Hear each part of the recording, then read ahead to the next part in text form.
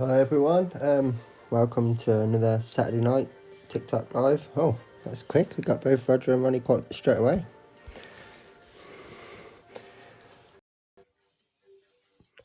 I think that's a record. I don't think we've ever all been in by 2 minutes past 8.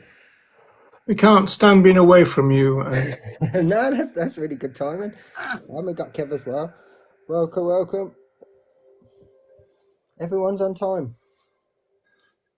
Everyone's on time.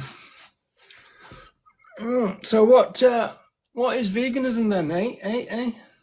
So basically, I got told by this guy on the street that it's when you don't eat animals.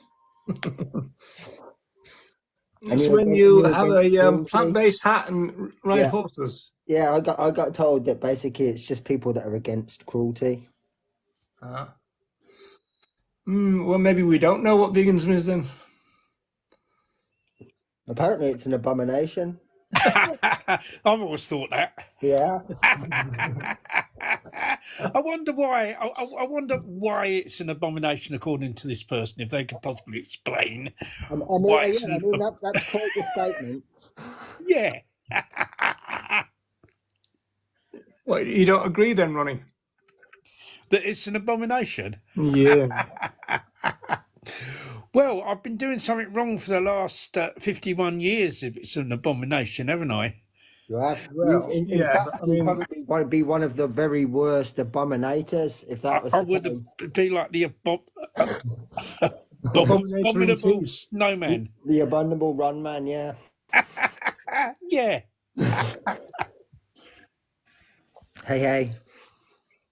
Abominator in chief. I'm not sure if we will get an elaboration, but yeah, that is quite a statement. It's not just a case of veganism isn't something I'm interested in. It's an abomination. It is. Hi, Jennifer.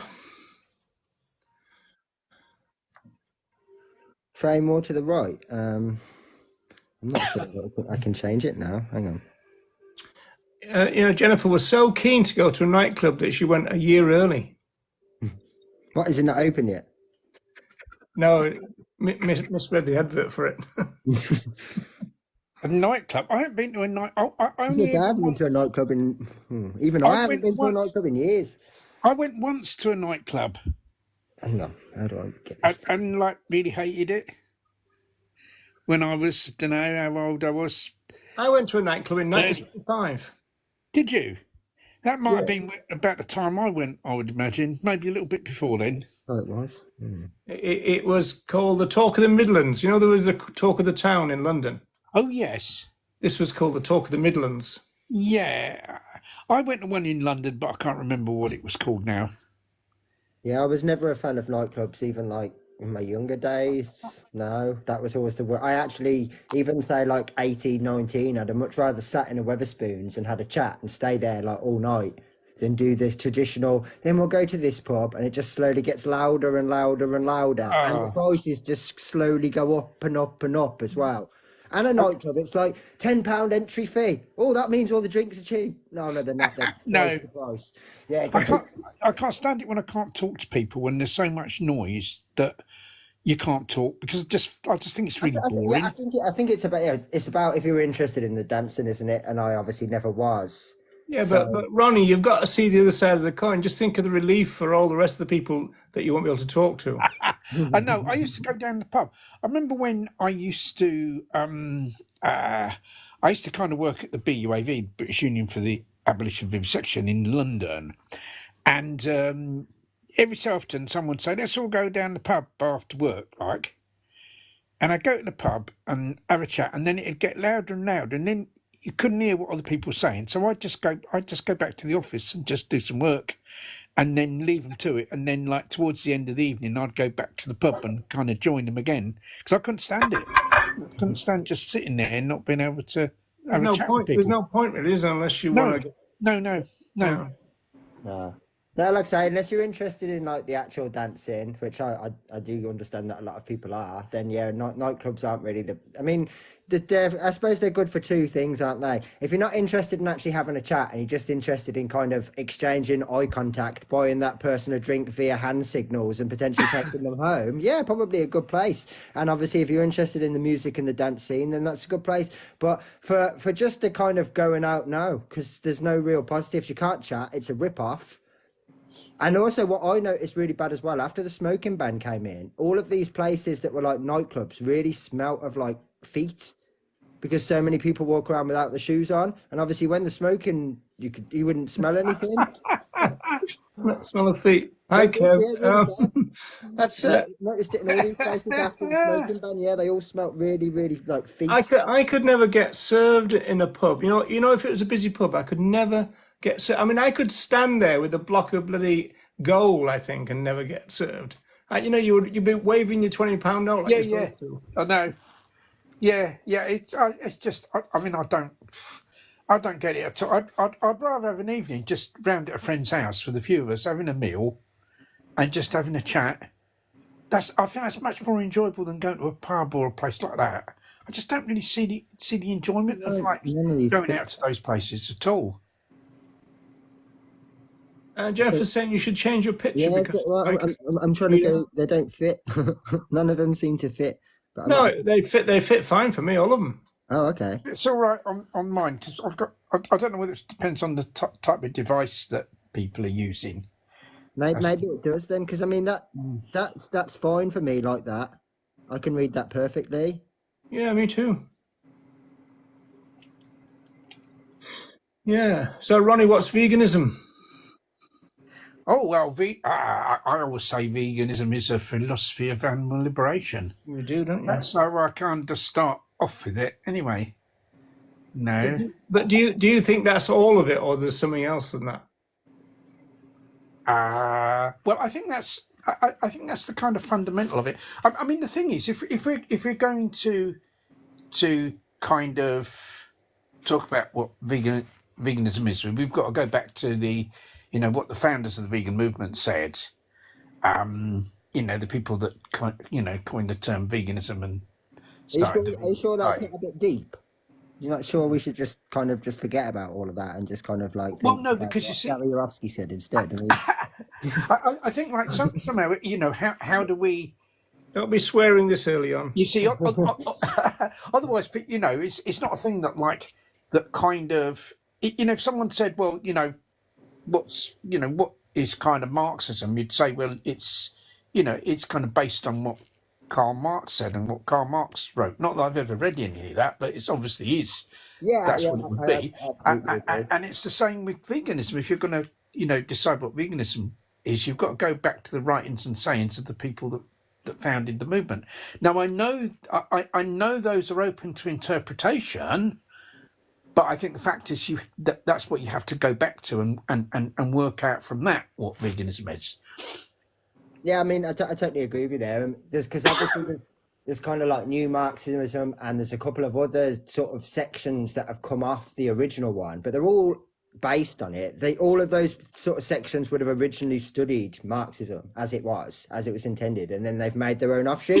I haven't got a problem if someone's kind of like looked at the original definition and they've gone through the stuff and they are now in 2023 saying, I think veganism means this. I haven't really got a problem with that. It's the redefining from people that have got no interest in anything before say 2000, that have never looked at it, that kind of are making assumptions without. I mean, I think it's very ignorant and rude to kind of join a social justice movement and have no interest in its history. Especially, I can half understand, say, if we were talking about like some Roman movement and the history went back thousands of years, and we're talking like, you've got to go and do a night course to brush up on it. But this is something that you could actually catch up on in an afternoon. Oh, absolutely, yes, absolutely. And people want to have discussions over what the founders of the movement intended. That's fine, because at least they're going back to that. There's some interesting stuff in the chat if you want to engage a bit. Sorry, I wasn't paying attention to the chat. No. I had a KFC today. Yeah, interesting stuff. They're from Star Trek, aren't they? Vegans, yeah, that's true. Well, They I was once. vegan and Is that prosper. true? Oops. I've heard someone say that before that they are vegan, but I've never watched Star Trek in my life. Well, Yeah, I I think wasn't a they. big fan. It's ambiguous Star Trek, though, isn't it? Because they've got the Klingons who eat other animals raw, and then you've got the actual Federation people saying that they don't farm other animals anymore. Oh, okay, Yeah. that's interesting. But I mean, I once got called a Vulcan. I was at a cafe, and I asked them what did they do that didn't contain animal products, and the guy behind the counter said, "Oh, you're one of those Vulcans." Because you haven't trimmed your ears that No, day. the ears must have looked a bit pointy that day. But I think Vulcans are vegan, aren't they? From what I remember of Star Yeah, Trek. Vulcans are supposed to be vegan. And Yeah. of course, the interesting thing, of course, is that Leonard Nimoy was supposed to be vegan, and also Shatner was supposed to be a vegetarian, but for health reasons, apparently. It's interesting though, isn't it, that like for whatever reasons they've come to that logical conclusion that they don't farm animals anymore. Whether that was just economics or what, I mean, I don't know the context or the backstory. It was probably just something as ignorant at the time as it seemed so outlandish that they put it in there. Yeah, it could be. Yeah, it could be that actually, Kev. Yeah, but kind of like what would the future look like, and how different would it be, and that Yeah, kind of because stuff. that would be a huge difference, wouldn't it? I suppose if they were trying to think of like, let's try and make out is going to be a massive difference, everything's going to be completely changed. That would be something that would be, significant. Yeah.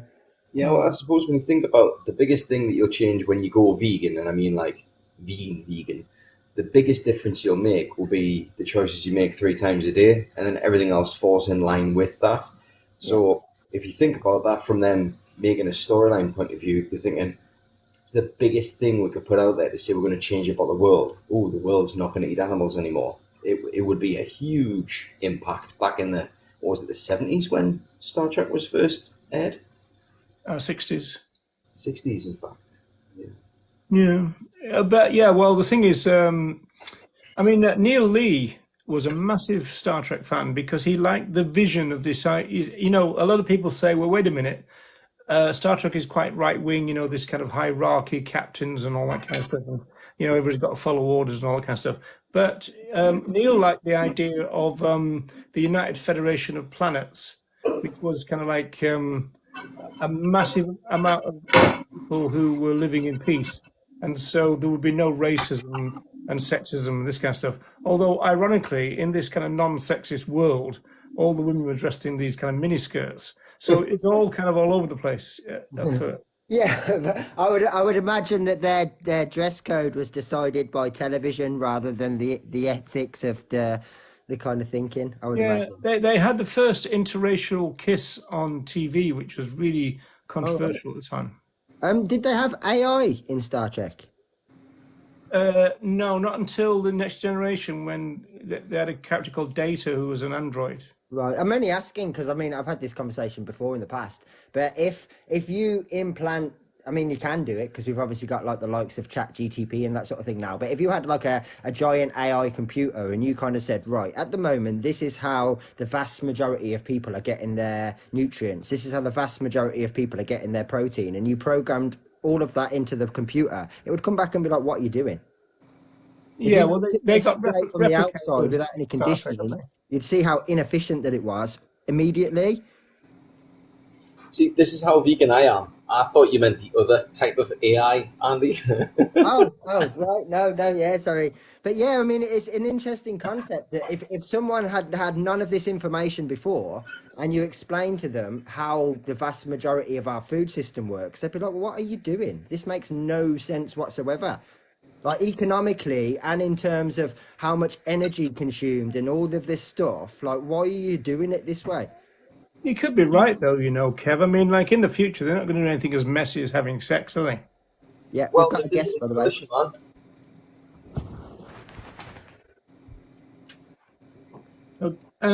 Kerry is saying she took lambs to slaughter and was a bit sad. So Jennifer saying, well, why did you do it then? Not as sad as the lambs were, of course. No. Yeah, I mean, the thing is, it's not, and it's not about, the feelings of the people that take the lambs to slaughter. It's about those lambs, being deprived of their lives at a really early age when they can go. I don't know what the natural lifespan is of a sheep. I mean, it's probably somewhere between 10 and 20 years, I would 20 imagine, years, I think, yeah. something like that.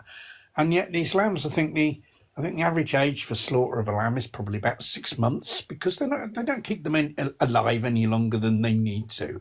And yet we don't. None of it is necessary. We can all live perfectly well on yeah, on a plant-based diet, on a what might be called a vegan diet. There's no and so therefore it can't be right for all these animals to be reared and slaughtered. It's got to be wrong, because we need to make the moral choice in these things. So somebody's saying that Star Trek was left wing. I can't really see that. Jennifer is saying that there's someone wanting to. Yeah, I've accepted. Amor. I don't want to say that wrong. Sorry. Yeah, Amor. Amor. Just call me Jack, actually. Oh, okay. Welcome. Yeah. Can I have a little debate? I guess. Yeah, go Less for it. is Friendly more. debate. Go on then, Amor. Okay, so I have gone plant-based before for 3 months. Well, I would class it as like a vegan diet because I didn't have any animal products whatsoever. Yeah, I didn't feel my best on it, and I had a wide variety of nutrients from it, because I feel like some diets work differently for different people. And in my case, what works best for me is probably an animal-based diet. So I'll be having some animal products and fruits and stuff like that. Not necessarily You say vegetables. 3 months, you said, yeah? Yeah, I think most nutritionists about would 100 suggest that, days. About 100 yeah, days. I think most nutritionists would say that's not enough time to I mean, come. a lot of nutritionists would say. I know people that also thrive on like a plant-based diet, eating a wide variety of different foods. Would you class that a vegan diet wouldn't include avocados There are a lot of people boycott those nowadays. or honey? Would you class those, because they're very nutrient dense, and I'd say that they're probably the most nutritious plant foods you can probably get. I mean, Well, it's not no honey. That's not a plant. I mean, like the avocado. But I mean, honey's just dense in sugar. All honey is just another form of sugar. That's the main content of it, and you can But get it's a good source of energy that isn't yeah, processed. but Really. all carbohydrates are a good source of energy, and there's lots of other sugars that you don't need to eat honey at all. Avocados, I mean, obviously avocados are. Well, you don't have to get honey. I'm just saying that's like an added to some of your food. Well, you see, yeah. I mean, the thing is, I get most of my sugar from fruits. Yeah, Mangoes and oranges, different things like that. Yeah, I mean, as far as avocados are concerned, yeah, they're a product that comes from plants. So in terms of the impact on other animals and indeed the impact on the environment, that's very much less than... I'm not sure if it necessarily kills bees, but I feel like all these studies, it's normally like the parasites that kill bees, so it's technically not our fault. But I think it's like 20% is from the pesticides and the sprays, and then it's done in like billions of bees, so it does kill like hundreds of millions, I'd say. So if it's like 1 billion bees die, and say 80% is from parasites, then that means 200 million bees technically died for our honey. You're talking about honey now, are you? Yeah, I was just saying that wouldn't be classed as vegan, would it? Well, because it's the use of other animals. You see, it involves the exploitation of other animals. Yeah, I mean, the easiest way of probably looking at this. So, when it comes to honey, fundamentally, no, we don't consume honey because there's no way to get honey without exploiting bees. Whereas avocados wouldn't necessarily be non-vegan. That would still be an ethical choice based on how they're acquired. I mean, bees are used to create for example, were vertically farmed. avocados. Yeah, they'd be perfectly fine. But there's a choice aren't bees of ethics. used to create avocados? Sorry. Well, no, not necessarily. They I mean, need obviously, to do something, right, to create they avocados. need to be. A lot of plants need to be pollinated, but there are a lot of insects, or who are pollinators. Honeybees So are it's by classed as no means the only pollinators. There's loads of insects, including a lot of wasps are pollinators. So having because a lot of the pollen gets extracted from bees to be sprayed. Just to jump in Well, quickly, it's not the avocado farmers that are farming honey, it's the honey farmers that are farming honey. So you've got an orchard with 1,000,000 flowers per tree on average, and you're a honey farmer, you set up on their doorstep. So it's not necessarily direct exploitation of animals, because those that are exploiting the bees set up on the doorstep of avocado farms. It's not necessarily avocado farmers that are actually putting beehives out. You understand that? yeah, Which would and mean that those, in that case, that avocado farming technically isn't a product of exploitation. People are actually exploiting the avocado farm itself for another use. yeah. Well, like I said, like I'll personally have honey and also sometimes avocados. Not always, but I have a very wide variety of food. So an argument would be, I like the idea of veganism and stuff. Like I don't like cruelty to animals and stuff like that, but now I do sort of consume foods that are animal-based foods based on the nutrition content, like for eggs, cheese, and like say raw milks. Can I More ask you organic and stuff like what specifically what nutrients you're not getting from a plant-based diet that you can only get with from a eggs, plant-based cheese? And- diet, the problem with a plant-based diet for some people, I'd say this is probably 50% of the planet. That's why I feel like the best option is probably for 50% of the planet. You know, like half of the planet is like mainly, say, lactose intolerant, yeah? And there's some people that are allergic to a lot of, what's the word? Plants. So like, say, nuts, for example, or seeds and different things like that. So if they went on a nutrient-dense plant-based diet, they probably won't be getting a lot of good nutrients that they would need, especially if they want to be like a super athlete, like trying to put on a lot of different mass. Because I've struggled with that in a plant-based diet, and also got sick because I was eating so many organic different foods, all whole foods. None of these plant burgers or anything, this fake meat and stuff like that, that's filled with sugar and dextrose and all these different things. But I've also watched all of the documentaries, you know, like with the vegan push, you know, to make people go vegan, like What the Health, the Game Changers and stuff. But it always comes down to saying about processed meat and like eggs that aren't organic and stuff like this. You know what I mean? But then, like, if you look at people that are starting like an animal-based diet, like it's going to have like probably even meat products. The food that they'll eat is mainly going to be organic, grass-fed. So it's foods that most people can't really get because most people are eating processed crap. But like if they're eating that, they can actually thrive, and they actually look, and they're actually like breaking their world records. I mean, I obviously watch like UFC, and like with a lot of the fighters, a lot of them are on animal-based diets, and I've seen like from the performances, they look just 10 times better. Yeah, but you see, the problem. Some of Can I them have just also gone vegan, and you can tell the difference. Can I just interrupt here? The reason people are vegan, the reason for veganism, is because we believe it's wrong to oppress and exploit other animals, and we believe It's not to be a good fighter. Yeah, it's not to be a good fighter, and it's not to be a good athlete. It's because I mean, it's there because are if we there are plant-based fighters as well, but but it's that's very but that to a large extent that's irrelevant, because the reason why people are vegan. I was just saying that the diet definition, it doesn't work for everyone.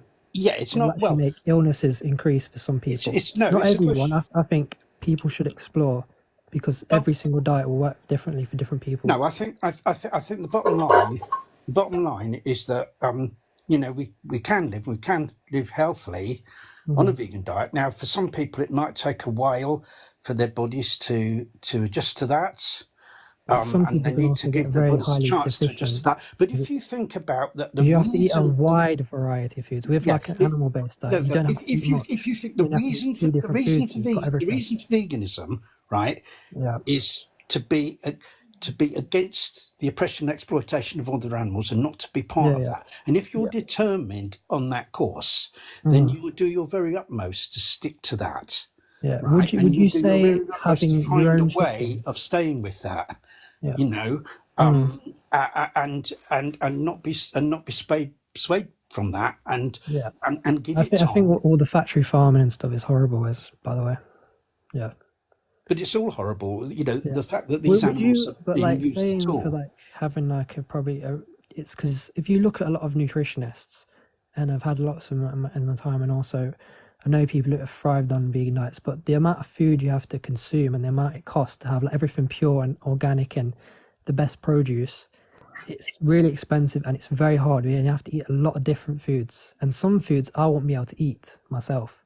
So And just to stop, can I just jump in very quickly? So first Yeah. of all, I asked you specifically what nutrients you were lacking, and you kind of dodged it and went on half the population. But just now, Oxford University just this year released a study on plant-based nutrition being a third cheaper than any other diet. You do know some people I can't mean, digest I'm poor certain as fuck, nutrients mate. from plant I'm a diet. single dad. I've only very recently got a job after a long time of being unemployed. I live on absolute bare minimum and I've never had a problem. In fact, I have literally saved money since being vegan. But like, Can you give me just an to sort of example of what you clarify eat though? for me personally, and like this is Are kind you of how eating it is. mostly? Are you eating Even processed if stuff as well? my health had sort of gone to a detriment, even if I was struggling, I couldn't not necessarily be a fighter, but I couldn't even, I don't know, function properly. I'd still be vegan because it's the right thing to do. The health benefits or anything else, this is all kind of just like irrelevant to me. If this is a moral issue, and so like the benefits to me are kind of irrelevant whilst there are victims involved. Yeah, That's kind of yeah, how it should be. I mean, you touched on a number of things that I'm not picking on you at all. This is the problem where it was kind of like I'm against the cruelty and I'm against factory farms. This is a big yeah. issue. Veganism against use of animals, full stop. It's Mhm. not about how bad they're treated before they're killed or used or any of those things. It's the But fact you that also can you cattle also anywhere. recognize that a lot of animals, especially like smaller animals that are through fields, to get a lot of different beans and different vegetation, it kills millions every year, which is, if you compare it, it's almost the same as what factory farming is doing. No, it's not. But it's for smaller animals that it won't be put on the TV. But I've Yeah, you're talking seen about these crop type of deaths, things. right? But all of the vast majority of these crop But deaths that's that are still killing occurring, animals. that those crops are You know what I being mean? fed to the animals that you're talking about. They're not being fed to humans. Yeah, 75% of all plant growth on the planet is for animal agriculture. Mm-hmm. So the factory So- farms that you're against are also responsible for the crop deaths that you're talking about. So if you want to No, but don't minimise, you- if you want to Okay. minimise crop deaths, then become vegan, because vegans are responsible for far fewer crop deaths than people that consume animal products because of the Do you like crops that are grown to rabbits? feed and the stuff like animals. that? Do you like rabbits?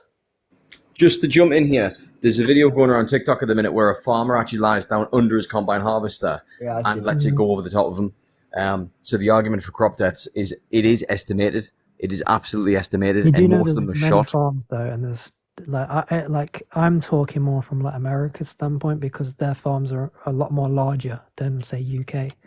Can I I'm ask? from the UK, Can I for ask why we keep talking about other countries, other cultures, other people, Yeah. when we're talking about how you can make this change sustainably? Mhm. I'm not interested about influencing the entire world right now. What we're Yeah. talking about maybe is a one-on-one conversation just with yourself.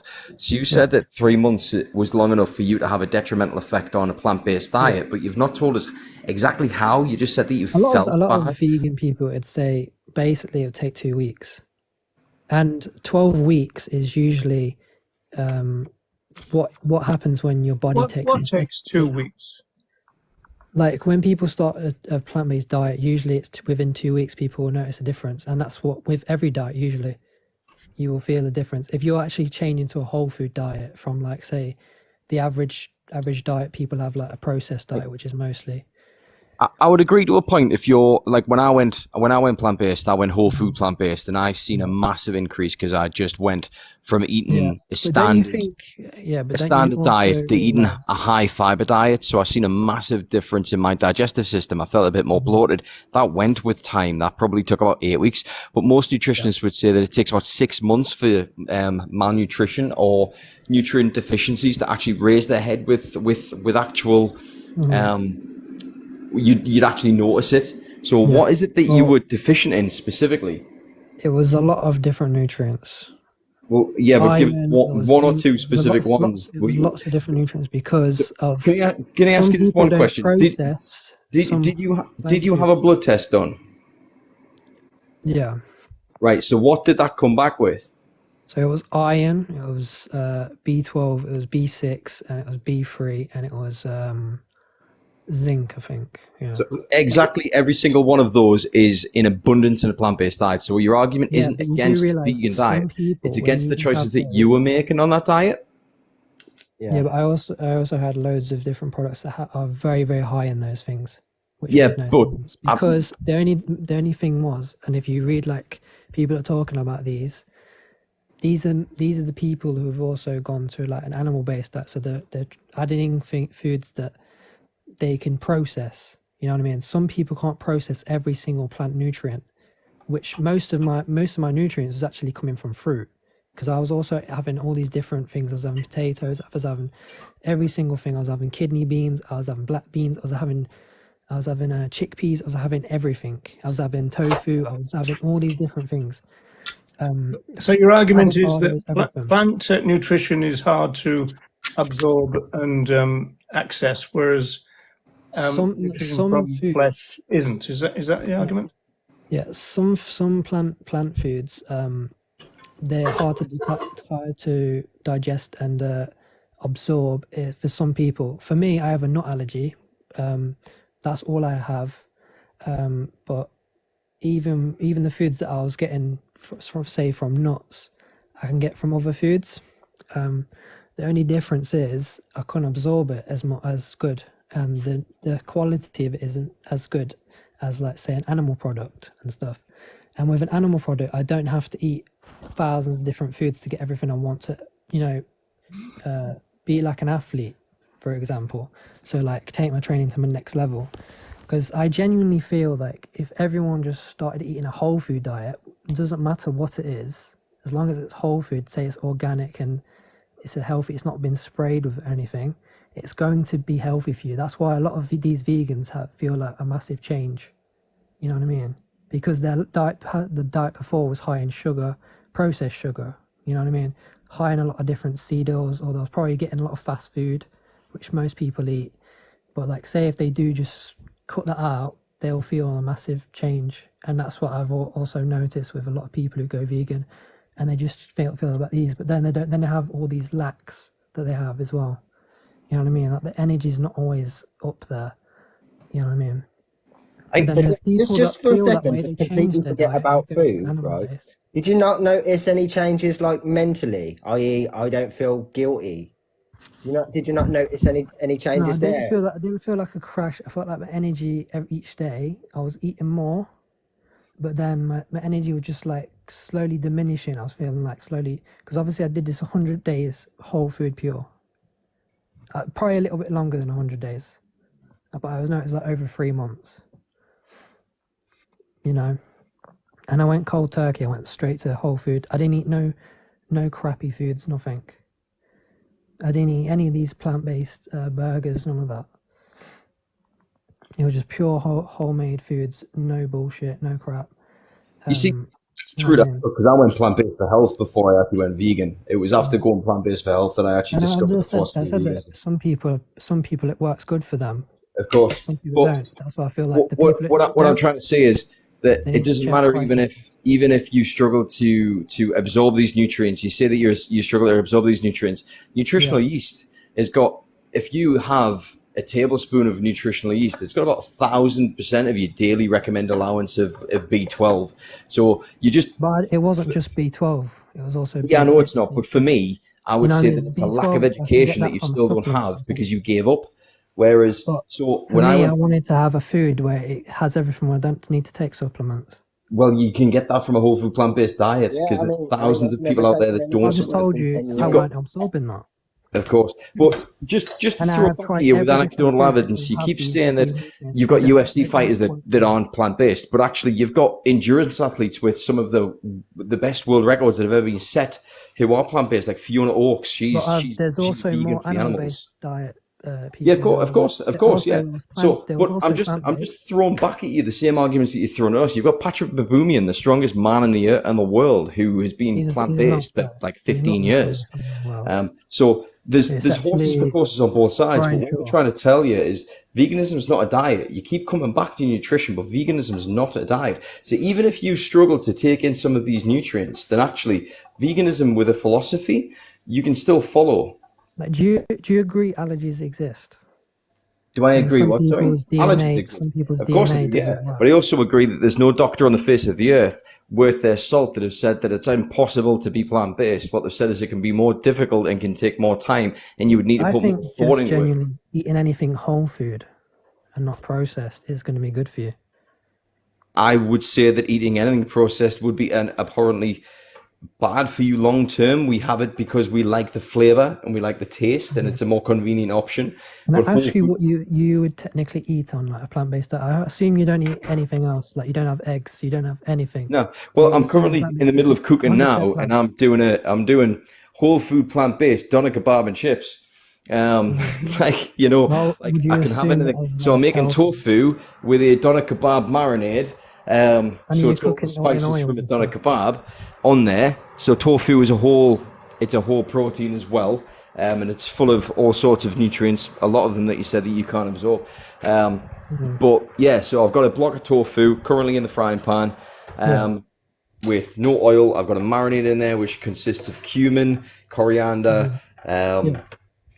coriander seed, Everybody coriander around to leaf. Kev's. Everybody around to So is Kev's. that all you will have?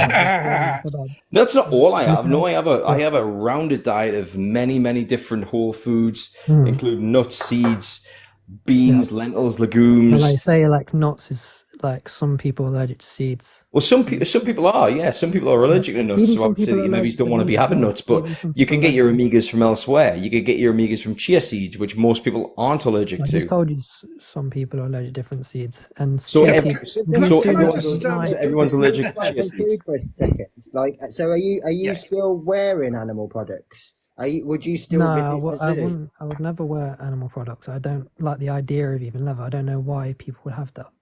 Okay, so That doesn't make there sense. is some understanding there whether it's a bit more than just a diet, because I mean, food is Yeah, just one aspect, one yeah.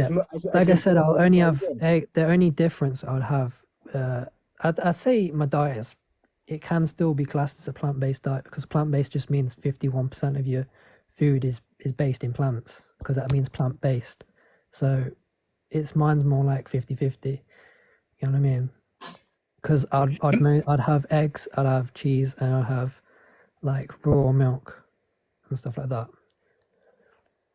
So those would be the three foods. Can I just say something about supplements? I mean, supplements. The creating supplements is very I don't want similar. to be on supplements. No, but supplements are grown in culture. It's like growing vegetables; they're cultured, and that's how they're produced. There's nothing wrong with consuming supplements. They're Like just with vitamin just D, grown. like with vitamin D, can you tell me like one plant food that has vitamin D in it? You can get D3. Obviously, you can get You can vitamin get D from D3 the as a sun, but can you supplement, tell me and one food that it it's has in it? created. That's irrelevant.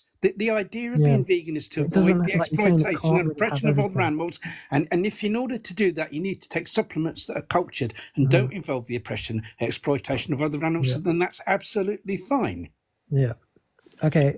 Like, would you assume The having BDA eggs? recommend and the World Health Organization all recommend that anybody in the Northern Hemisphere should be taking a vitamin D supplement no matter what. That's the recommendation from the people in the know. Well, you And can B as also well. actually just Apparently, spend 30 doctors minutes in the say sun. It gives you B 10,000 for IUs anybody of over vitamin 50 D. now. You know, sunlight actually can give you like 10,000 IUs of vitamin D just from 30 minutes, just from a little bit of sunlight without the heat. It sounds like The you live in the substitutes, UK, so you know as well as I do that we very, very rarely get enough UV rays to create vitamin D in our own bodies. So that's where the recommendation for a supplement comes from. Yeah. I could go outside and bask in the I could overcast take winter a sun side all I bath want, but I'm that's, not going to get what I need. supplement. So saying that taking But a you supplement do is realise- you do inherently realise- bad is a fallacy. But you do realize if you take a vitamin D supplement, it would be ideal to have it with K2. And you do realize that vitamin D is fat soluble. So if you're having vitamin D, if you just take it with water, vitamin D tablet, you will not absorb any of it. You need some fat with it because it's fat soluble. And most plant foods do not have fat in it. Of course they do. They have loads of plant foods have oil in them. Hang on, is olive oil not a plant food? Beans and stuff. But the thing is, you see, I think your approach you're gonna is have from. beans every I think single your day. approach. We've been chatting for half an hour, and I don't think we Yeah, spoke about I think veganism the yet. approach is wrong. The approach is wrong. The approach to veganism is to say, I want to live a life that doesn't involve the exploitation and oppression of other animals, right? Yeah, I agree with And that. I'm going to do my utmost in every way with my diet and my other behaviour to stick to that. And I'm going to see it out. And no matter how difficult that is for me, I'm going to stick to that. And if you have that approach to veganism, which is actually a true vegan, Like if a plant-based diet works for you perfectly, veganism isn't then about. I believe everyone should do that. Yeah, veganism You know what isn't I mean? about health, I'm and it's saying if not. it doesn't work, and about- say, and you do want to like Well, thrive in the best you want to be, well, you don't have to kill animals. You can also have, say, your own little farm. You can have your own little chickens. You don't have to kill them. and They can lay eggs then and where not do be those? fertilized. Where You can would look you after get the those chickens like chickens they're from? your family. Where would you They'll get lay those eggs all chickens day from? long. Where would you get those chickens from in the first place? You'd have to buy them, yes. Yeah, and then what happens at the farms that But produce the you don't have chickens? to damage What them. happens if they don't lay? What? Yeah, and what Well, happens it's at the not going to be male, farms? is it? What happens at the farms that where the egg-laying chickens are produced? What happens at those farms? What do you think You don't happens just to the have one male chicken, you'll have chicks? loads, wouldn't you? Yeah, but what happens to the And you male feed chicks? them a nice diet and you look after them like, Yeah, but like you would a dog. what happens to the male chicks at those farms where the hens Yeah, no, I don't agree with that. laying some? Yeah, but you're buying into that if you get chickens from those But places. say aren't if you bought a chicken from them, yeah, versus that chicken being there, that chicken's going to get slaughtered you? No, in the after a production certain process. amount No, of years. Whereas in the you can wait for that production chicken to process. die and say when the chicken does die, you could probably even eat it then. In the production By process, naturally. right? If you're gonna get laying hens from anywhere, right? The people that produce them, right? When the chicks hatch out, You a can also large get it from percentage someone of who those, also a has large already percentage had of those chickens. chicks are males, and what do you think happens to those? And you're Yeah, buying I've seen into it. I've that. seen it. They go into a shredder. It's horrible. Yeah. Well, you're buying into that. You're putting money into that if you get But I can hens from also those buy it. places. I can also buy it for someone who already has chickens, that runs their farm just as I said, like And a where do little bit of a little stable of their own. and where do you think they've got And then you those can get a chickens nutrient from? dense diet then, because eggs do give you nearly all the things I told you about, and you could replace everything else with like all the plants as well. But it's or not fruits, necessary for because example. you can get all these things on a vegan diet. You But I've don't- just told you, not everyone can absorb that. No, well I dispute that. I'm one of I those people. I disagree with you. Even if we give you the benefit of a doubt, and you are one of this very tiny minority that cannot It's absorb actually a plant-based 50% of the diet, planet. then that's just a tiny aspect of veganism. You could be It's vegan actually in 50% of the every planet other way can't absorb certain possible. plant. Where, But I where, don't you get, think where we are you getting this understand it. 50% thing from? You can search it. 50% of How many what? people? If you combine seeds and you combine the peanut allergy and you add all these different things, it's more than the planet. Like what we would say. Is it other animals' fault Yeah, that it's you've about got a peanut 50%. allergy? So I'm saying some people would have to go the other way, but they don't have to eat animals. Just very quickly on the health benefits of eggs, are you aware that Ofcom ruled in the late 90s that it was actually it was false advertising, advertised eggs as healthy? That's why you don't get eggs good for you adverts anymore. And why would you assume they're unhealthy? It's because of the saturated fat and the cholesterol level and the You do evidence. realise that avocados have saturated fat, and they're probably the most nutrient dense food. Yeah, but there's no rights Content of a very violation. small You amount do of realise saturated fat. kidney beans have The only saturated saturated fat. fat that you'll find in a whole food plant-based diet is from The only coconut. fat that's bad That's why for you is most trans vegans fat don't eat it. or seed oil fat that gets cooked.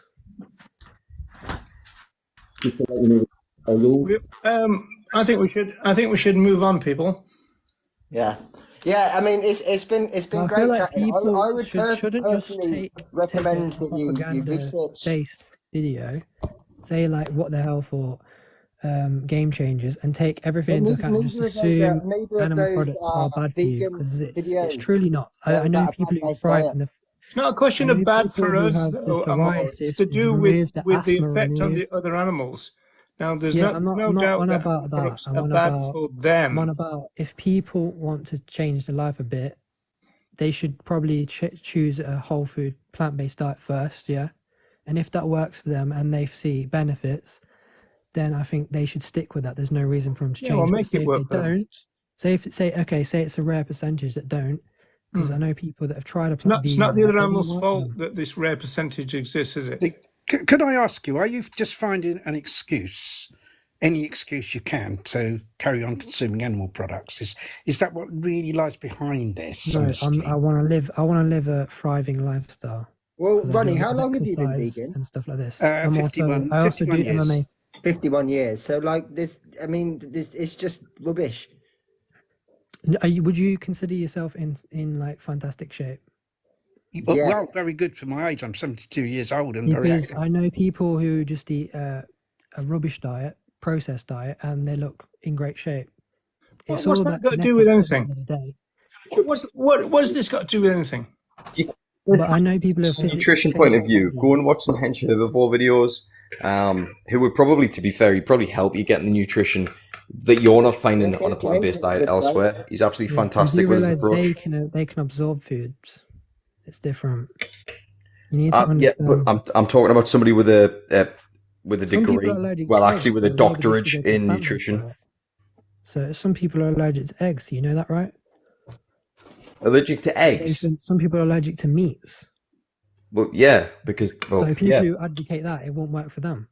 I'm not saying it's good for everyone. I just said people should actually try what makes them feel best. The argument isn't that it's good for everyone. The argument is that it's not to exploit animals. And the argument is that actually everybody, apart from a very small percentage of people, can thrive on a plant-based diet as long as it's well planned for their individual needs, which you can't refute. Because actually, you've got 3 months of experience on a plant-based diet without any real support. If you had support, The problem here, though, Kev, is that everything that Amor said is to do with humans.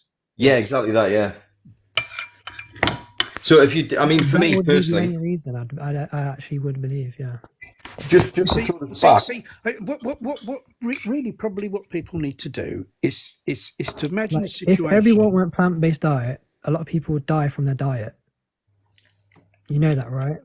No, I don't. If it wasn't well I just planned. don't accept that. A lot of people are dying because they're on or they get severely sick. In animal products. You see, the thing is, what you've got to imagine is a situation, right, where there are no animal products, and you can't consume animal products, and then think, well, there are these products don't exist. I can't consume them. So how am I going to live, and what am I going to live on? And that's the way to approach it. No, but I want to live thriving. I want to live with lots of energy. I want to live and lift my heaviest weight. I want to live and do loads of different things. Well, fuck your weight. It's not to do with your weight. It's to do with their rights. You're prepared for animals to be exploited and oppressed just so you can do some meaningless lifting of weights. Well, what if I'm already it means nothing. That lifting weights means nothing. Nothing to do with your weights. It's to do with their rights.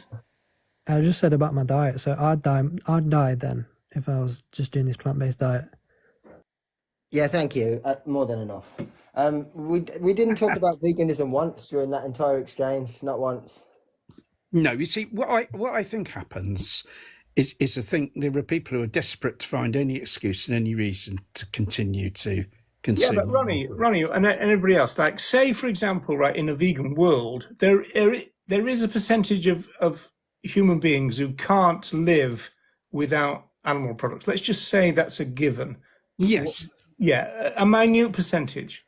What do you do then?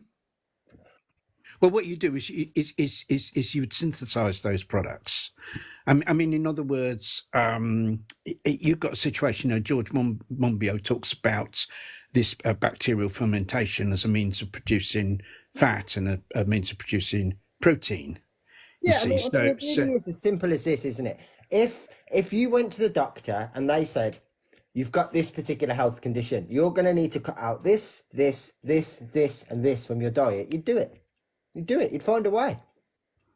So it's saying that if you've got a nut allergy, you find a way to avoid them your entire life. Yeah, It's, I mean, you know, it's not the first time I've heard this where people are saying they can't thrive on a vegan diet, and I think probably the answer is that they've not really tried hard enough because it's not important enough to them. Yeah, but there might be a percentage that really can't, Ronnie.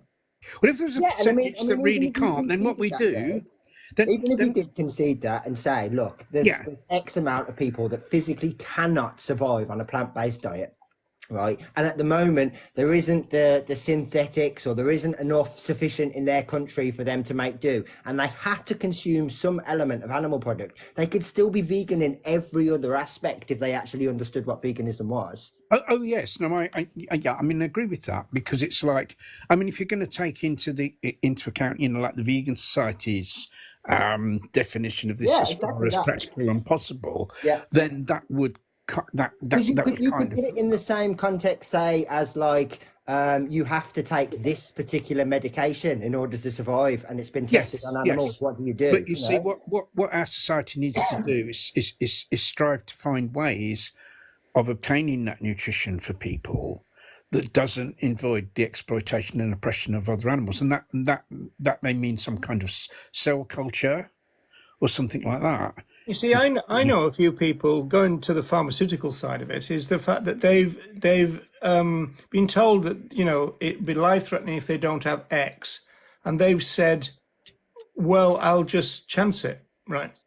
Well, yeah, you obviously just need Because to. they Yeah, recognise that it's not other animals' fault that they've got whatever they've got, right? yeah. And I think some of the difficulties and kind of complications with that, though, in terms of medicines, is like, say somebody gets injured in an accident and they get taken to hospital and they're put on a drip. Then the fluid that's used in drips is tested for impurities using the blood of horseshoe crabs.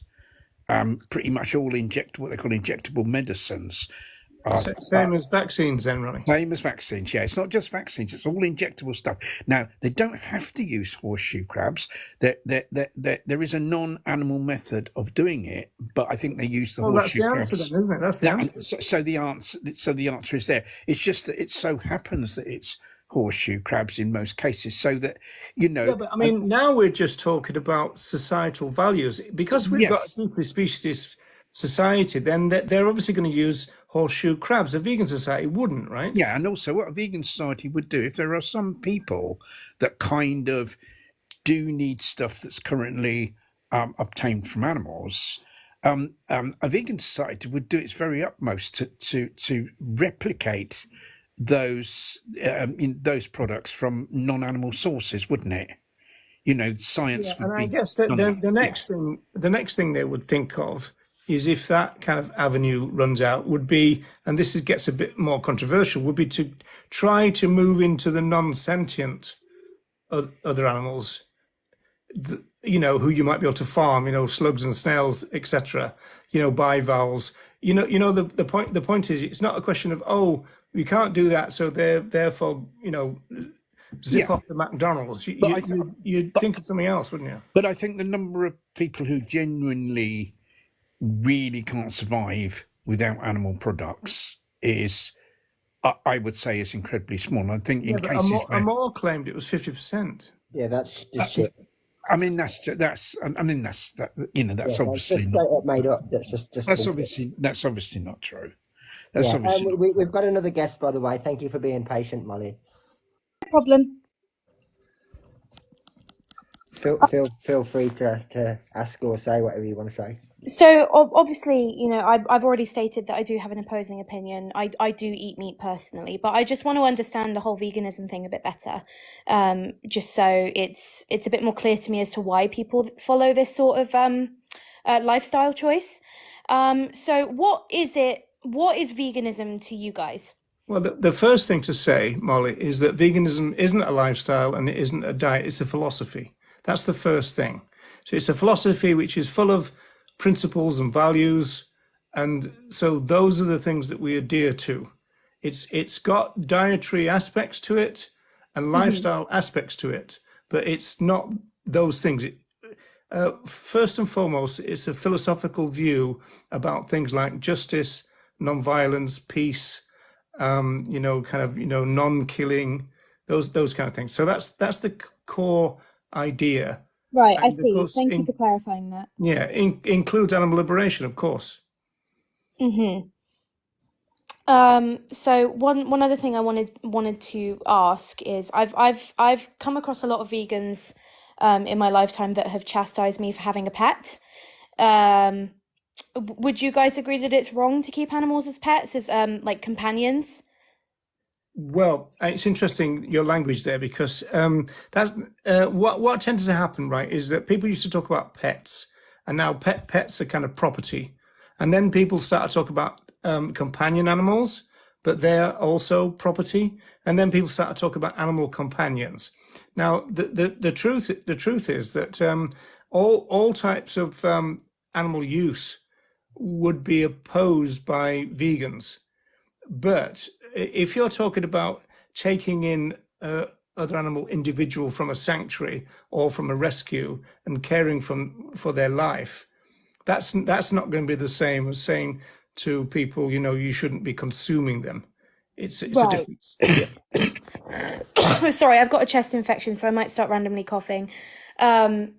So my own individual situation is I did rescue my cat from a shelter when she was just a kitten.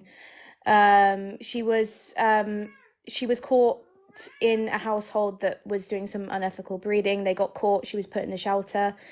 So I adopted her as a kitten, and I've had her ever since. She's almost 2 years old now. Mm-hmm. And Well done. she is essentially she's my little lady. She's been there for me through thick and thin, and she does. Even though she's a female, and female cats often tend to be quite aloof and non-affectionate, she is very, very, very affectionate. She's on my lap right now and she's meowing for my attention. So I think I'm under the impression, so I just have a question to ask, and hopefully this can enlighten me a little bit on the whole meaning behind veganism itself. If I need to put a bowl of raw meat on the food for my cat to meet her nutritional needs, why can't I do the same for myself? Well, I think the first thing is that nowadays you don't need to do that. I know you might say that cats are obligate carnivores, but now the formalization of plant-based cat food meets all the nutritional needs of cats. So you do have the option of having a plant-based cat. So in that sense, you don't need to. You might choose to, but you don't need to. Right, but then it also comes down to cost. Now, I would say myself, I am a working class person, and from the prices that I've seen of plant-based cat food, I can't afford that. And the raw feed that I get for her is much cheaper and a much affordable option, while also not giving her just a random chops of meat in like wet food pouches, which Yeah, I think are well, gross. I think the philosophical answer is the fact that, most of the people on this call probably regard themselves as rights-based, but kind of like the world makes you a utilitarian every now and again, and you do then have to try to weigh up what's best in the Yeah, given if I could circumstances. interject, my advice would be potentially in terms of the impact and in terms of cost. If you made the change first, you may well save enough money that actually you can afford to make the change for the cat, but actually the impact of you making the change would be far more significant anyway. And potentially just wait until there's a time where there's a lot Yeah, more plant-based it's a cat food numbers game, available. isn't it, Andy? In Yeah, the sense that it's to do it with the is size of the exactly that. market and Yeah. that. Yeah. Your I mean, your presumably, food yourself is going to far surpass savings wise what you're spending now. So there may be enough left over that you can do that, but or it may just be something that you've got to do in the future. But your change is more significant. That's something you can change instantly potentially. Yeah. Why are you being so clingy right now? What's up? No, but I find that interesting. It's But just to kind of go back to your sort of companion question quickly. So Mhm. obviously quite often we get asked the hypothetical question of what would happen if everyone went vegan overnight. So obviously, sort of from an ethical point of view, any animal use is kind of wrong. But at the same time, on the flip side of that, if that was to happen and we did have a hypothetical click of the fingers and everyone went vegan overnight, we would be obligated to look after all of those animals that already exist in exactly the same way that I feel we are obligated to rescue animals that already are in need now. Mm-hmm. So no, personally, I wouldn't, frown on that at all. I would applaud that and encourage everybody to rescue if possible. Mm-hmm. Yeah, no, but she was a bit of a special case, to be honest. She's a Bengal mix, and there's a lot of unethical breeding when it comes to rubber breeds, as I'm sure you all know. Um, and she was an accidental kitten apparently, and she's got a couple of health issues, underlying, from the impact of the unethical breeding. So obviously she needs medication for those, and she's doing quite well. She's still healthy. She's at a healthy weight. She's a pretty, quintessential cat, really. But I think when it comes to individual situation, I mean, just to sort of explain the kind of world we're in, just to quickly stop you. So, like that medication. So, let's just say tomorrow you change the cat's diet to a plant-based diet. That medication that you're giving the cat will still be tested on animals, and there's nothing you could do to stop that until the world changes. yeah. So it's out of our control. We can only do the things that we can do until there's more people and legislation changes and infrastructure changes and everything else. There's certain things that we just don't have the ability to influence. Yeah, there are some things which you would call structural issues. But I want to say to Molly that I'm very impressed by your language. You're way ahead of quite a lot of vegans. Yeah, I mean, I was going to say the same thing. Yeah.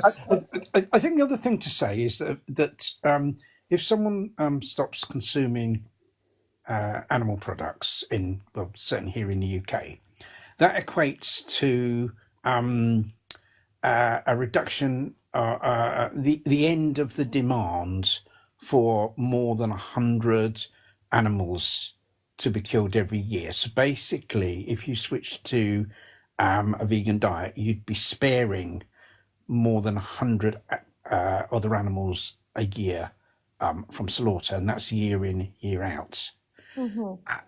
And so whatever else you did, that has a huge impact, and that makes a huge difference. I mean, you're obviously someone who cares greatly about other animals. I hear by how much you care about your cat.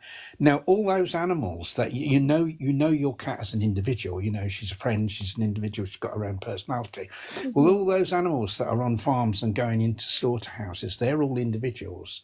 They've all got their own personalities, and they're just as deserving to live out their life as your cat is. Mm-hmm. And so if you want to really make an impact in sparing that really large number of animals every year, then the thing to do is to switch to a vegan diet. And obviously veganism is more than a diet. It involves not avoiding involvement in the oppression of other animals in various ways. It means that you kind of wouldn't go to horse racing, and you wouldn't you'd try your best not to fund animal experiments, and all these other things are involved in it. But like in terms of impact, the biggest thing you can do is to switch to a vegan diet. Mm-hmm.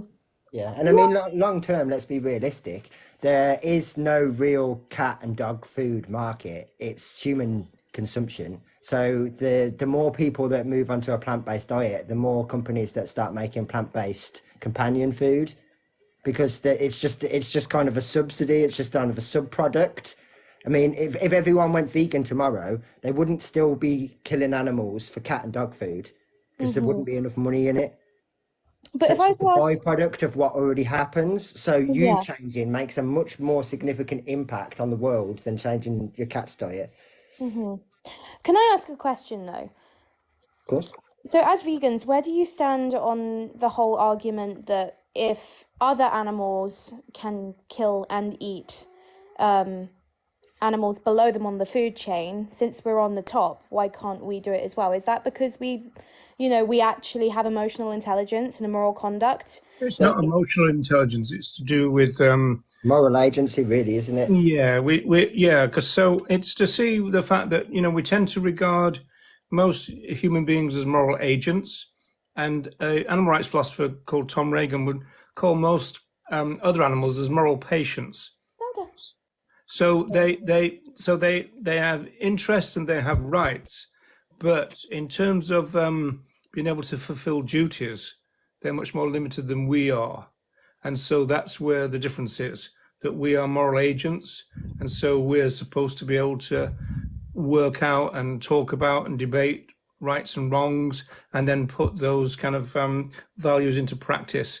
Whereas other animals don't do that. And then you've got the issue of other animals, some of them, including the cat you were talking about, are obligate carnivores. Mm-hmm. So they must consume flesh or have, a kind of plant-based version, which is the same kind of value to it. So if you're talking about in the free living situation, lions can't make the choices that we can as vegans. Right. Because it's very much to do with choice. You see, if we have a choice of kind of eating a diet that involves the slaughter and suffering of other animals, or eating a diet that doesn't involve that, then really, if we've got that choice, and really, if we're going to be decent people, we would choose to eat the diet that didn't involve animals being slaughtered, wouldn't we? Because we're able to make that choice. Other animals aren't able to make that choice. They haven't got the ability to choose like we have, and that's the difference. No, and actually, also in the wild, that choice extends to the victim in the sense that about 30% of hunts are successful, whereas in a farm, they're not getting out. There's nowhere for them to go. Yes, that's right. Yeah. Okay, this is actually quite an interesting conversation to have because my partner is very strongly against veganism. He's like a gym rat kind of person, I need protein to build muscle sort of guy, and I'm like, whatever. So I don't really have these kinds of conversations with people because, I'm exposed to a community of people that aren't necessarily more focused on animal rights and, that sort of thing. And obviously I'm the sort of person that does care deeply about animals, and I was vegetarian for quite a long time. But then I got told by a doctor that you need to start eating meat because you've got a vitamin deficiency and you need to eat this, and this. That's always an indication that you need to change doctors. But in terms of the gym rat, you can assure your partner that vegans are not opposed to the consumption of protein. Mm-hmm. And there's plenty of protein available in the. There is a video on YouTube called Game Changers that's about all these athletes that have done really well on a vegan diet. There's footballers, there's there's various ones, isn't there? Yeah, And that I've just literally added. Sorry, I don't know your first name. Plants and plates to the thing because I know that they're far more experienced than many of us in exactly this subject. So, Yeah. great person to have on the live for a minute. Yes. Yeah, so I've been vegan for about 7 years, and I do a lot of bodybuilding stuff. So I don't really notice much of a difference from when I was on an omnivorous diet to when I switched to a vegan diet. It's just I had to swap out certain foods for other foods. So, for instance, if I was eating chicken and rice years ago, I just swapped it for eating things like tofu, and I didn't notice much of a difference between the two. Okay, that's interesting. Yeah, and like, If you think it's not about it really that difficult to logically, get protein on a vegan diet. I eat about like 200 grams a day. So it's people have a misconception that it's very hard to do, but it really isn't. So yeah, what I would you mean, if say you are think like about the it like from highest? a sort of out logic point of view for a minute, and not sort of ethics in any way, most people are eating anywhere between 50 to 70% of their diet will be plant-based anyway. It might be, say, I don't know, just for example, fish fingers, chips, and beans. But two of those products are plant-based completely. It's only the fish fingers that you'd supplement for something else. The rest of the meal is exactly the same. So it's not the change that a lot of people seem to think it is. It's one or two ingredients here or there, or one or two products here or there. It's not like, I mean, most people are eating a lot of these foods already. Yeah, that's exactly right. So like, a lot of bodybuilders, like I said, they'll eat chicken and rice and vegetables, and I just swapped the chicken out for tofu, and I still eat basically the same meals that I ate, just vegan versions. I want to ask a question of our bodybuilder because this intrigues me. Do you eat more than what, let's call it, the average person? So yeah, it depends on what my goal is. Right now, I do because I'm trying to like purposely gain weight. So I'm eating about 3,000 calories a day, You're but doing a it bulk. depends. Yeah, so I'm on a bulk cycle, but if I'm trying to lose weight, then obviously I'm eating less. I'm putting myself in a calorie deficit. So it all depends. So, how do you think about that in the kind of politics and morality of starvation and food security and the fact that we don't feed the world? I mean, like for example, today something like 26,000 children will die of starvation related issues. Does Yeah, that kind of impact your? yeah, I actually had somebody ask me this recently. So the thing is, with a vegan diet, you're using about a 17th of the resources that you're using on an omnivorous diet. So my diet now, just switching to a vegan diet, I could eat 17 times more food than I did, which I'm not eating close to that, obviously, and I still would have the same impact as I did when I was on an omnivorous diet. Mhm. Yeah, I Okay. mean, it's a similar thing that people claim about, oh, it's okay for vegans to go on transatlantic air flights because, of the offset of being vegan in other ways. It's just that I've always wanted to ask, athletes that because um, being an athlete is not important to me. Trying to live kind of morally is, I you know, think I think if we were in a situation where like everybody in the world was vegan and we would have like a lot of scarcity, then I think I would agree with you. But since we have like such a clear option that everybody can choose, that like lowers our impact on the planet and the amount of food that we individually take in, I think there's no moral issue with it now. yeah, interesting. Thanks for that. Yeah, it's great. I do agree with you though. Like a lot of bodybuilders, they'll eat like a ton of meat, and obviously we know that's destroying the planet. There's a lot of resources going to that, so I do think that that is immoral. A lot of the problem is distribution, though. It's not. It's not. Yeah, It's well, not to well, do with. we know the political side of it, but you got these Yeah, images of Schwarzenegger, what is it, 30 eggs a day and all that kind of stuff, and you're thinking, what in a world of starvation, it just always used to get to me, even as a kid, I think. Yeah, and it's kind of like the whole thing where 70% of global crops go to feed livestock animals. So if we were to cut that down, if we were all on vegan diets, we'd be eating significantly less crops to begin with.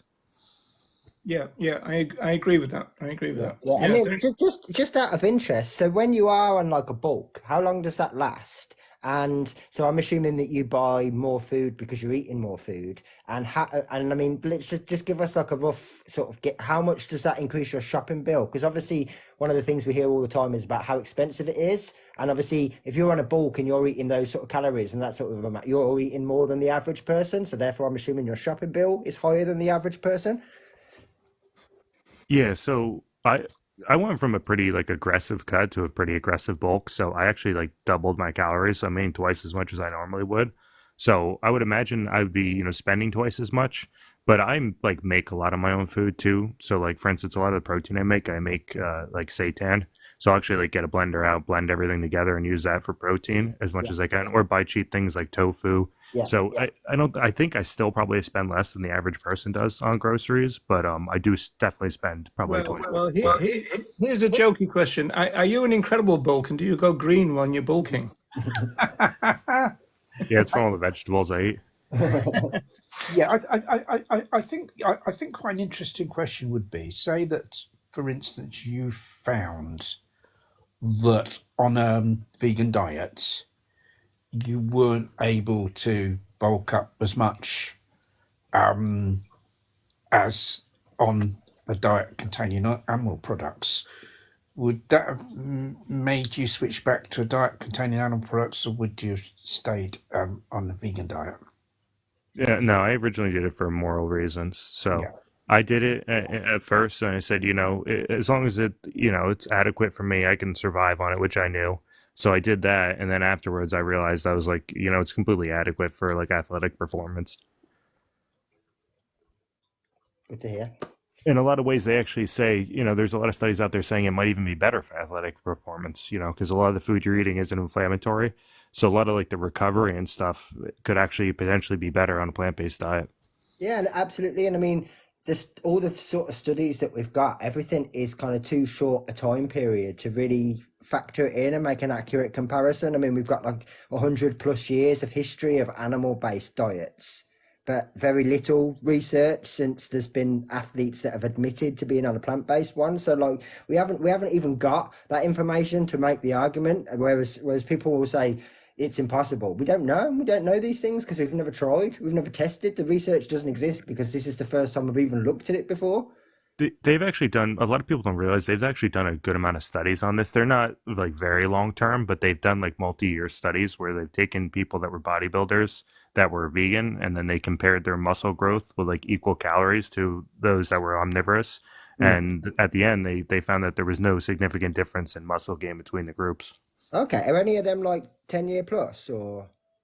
I'm not sure what they were individually, but I think the study was like a year. That'd be interesting because that's what I'm saying. We haven't. It's still, even if we've got one that's 10 years, in terms of like the grand scheme of things, that's nothing in terms of research, is it? Like all of this stuff is still to be learned. Yeah, there's a lot more to learn, but the thing is, so if we can look at it like a year of muscle building, we can kind of make the assumption that that is just consistent because Yeah, that's like a pretty accurate yeah, amount of yeah, time. yeah. Because I'm, like I'm, when you're I'm just building, I'm just talking about in terms of like, obviously you know this information because it's of an interest to you, but in terms of yeah, like the mainstream, yeah, we've got a long way to go. yeah, I think that the issue right now with like the general population is a lot of people like will just kind of blindly follow what their doctor says, and I'm not telling anybody not to follow your doctor, but the thing is, a lot of like, especially like older folks that are doctors have grown up in like a society where they were told to like drink milk and eat steaks, and Absolutely, that's yeah, what the yeah, body yeah, needs. yeah, of course, yeah. So I think they're very against change. So I think that's something that people need to consider. Yeah, I mean, the doctors kind of need like a generational kick up the arse. I mean, once upon a time, I'm not sure what it was like over in America, but certainly here, doctors would kind of recommend smoking and all sorts of stuff. Whereas now, obviously, it's completely the opposite view. They will literally try and get you to stop smoking and obviously discourage it in every way, shape, or form. So, like, it's just like the generational change of new information coming forward. So we might have to wait 10, 15 years for doctors to kind of get a grasp of this information. Just Yeah. because the doctor that you've got at the moment doesn't understand it, doesn't make it wrong. I'm only 30, and I remember even when I was a kid growing up in school, there's campaigns in America called Got Milk. I don't know if you're familiar, ever Yeah, heard yeah, those. yeah, yeah. Yeah, and they were like promoting, there was, always celebrities and stuff, and they were promoting to drink milk because they're saying, oh, it has essential nutrients and this and that. And it's funny, they dropped that campaign now because there's so much evidence going against it that it's not necessary.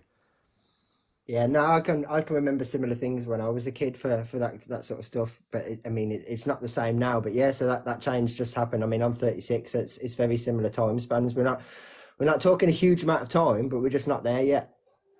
Another 20 years or so, and things might be completely different. Look at that, Ronnie. A couple of people in their 30s just out of the egg.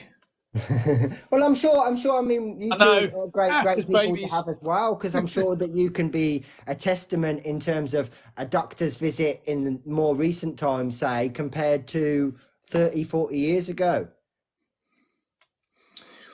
Well, and another aspect of the doctors thing, of course, is the fact that often they're being taken to conferences, which is like an elaborate golf tournament, usually by pharmaceutical industry. Yeah, So yeah. Well, there's that's obviously a big difference too, isn't yeah it? that Pharmaceutical aspect to it as well. companies now kind of write the roster and set the curriculum.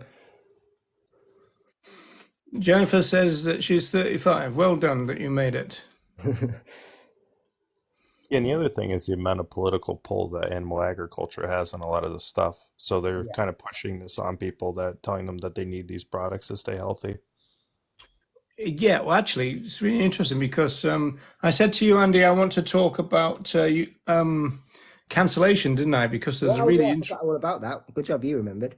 there's a really interesting story, right? Do you want to tell it now, or do you want Yeah, to wait? go for it. Go for it. All right.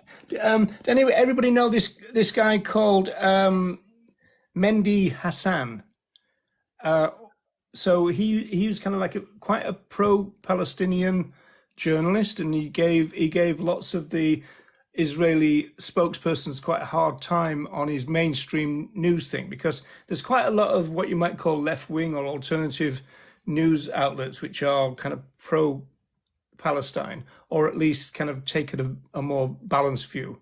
This guy was kind of doing that kind of thing, and he was giving the Israeli spokespersons quite a hard time, and not like just kind of parroting their views, as it were. And it's just turned out, I think about 2 days ago, that he's been taken off the air.